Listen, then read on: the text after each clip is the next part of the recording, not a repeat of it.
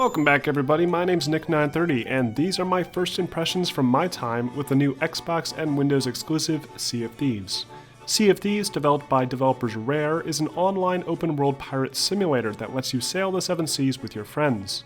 It takes on a goofy, cartoony aesthetic that works better than you'd think, with cel-shaded characters and objects, bright colorful visuals, lots of great humor, and some beautifully done water simulation. Sea of Thieves ends up looking pretty impressive. But let's start off this review by talking about the game's story. Now, I'm still very early on in my playthrough of this game, and I'm still learning the mechanics of how the game works. But I'm starting to understand that simply learning how everything works is part of the experience. The game lets you choose from some randomly generated pirate characters, and then drops you into an online world with a few other players, most of which seem about as confused as you. You start at this port area filled with various shop owners that sell weapons, clothing, and ship upgrades.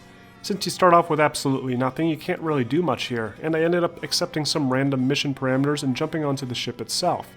From here I began investigating how to get the ship moving. My first thought was to run behind the wheel and try some random buttons, assuming the ship would set sail right away like in Assassin's Creed Black Flag.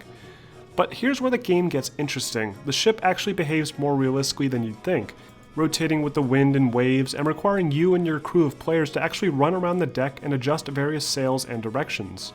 I found you can raise an anchor in the center, which is easier to do with friends helping you push, and then you can lower and raise the sails on either side of the deck.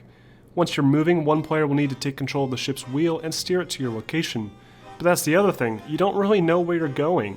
There's no minimap or waypoint, you're completely blind, even more so if the sails are down. So you need a compass bearing and a general idea of where your objective is located. Down below deck there's a large map that shows the ship's current position and the various islands nearby to travel to. So while I played this practically alone with a few useless teammates running around clueless, all of these tasks could be infinitely easier with friends to play online with. You're going to need some very good communication to get where you need to go efficiently. Once we finally reached our location, I dropped the anchor and swam to shore, where we engaged in some sword fights with some skeleton enemies. Then we began running around the small island looting the area for supplies. From here I realized that the map I had received back at port had a strong resemblance to the island we were on, and we eventually found an actual treasure chest that we took and brought back to the ship. We then set sail back to port, and at this point the crew had begun to get the hang of controlling the ship's various features, and we skillfully parked the ship right at the dock.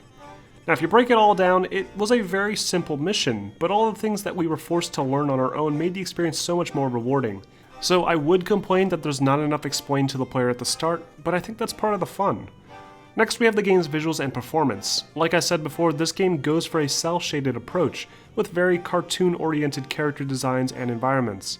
It actually looks great, with high contrasting areas and beautiful water rendering. For the most part, frame rates were in the hundreds, with some odd occasional stuttering that I couldn't really pinpoint the reason for. The bigger issue I ran into was with the matchmaking.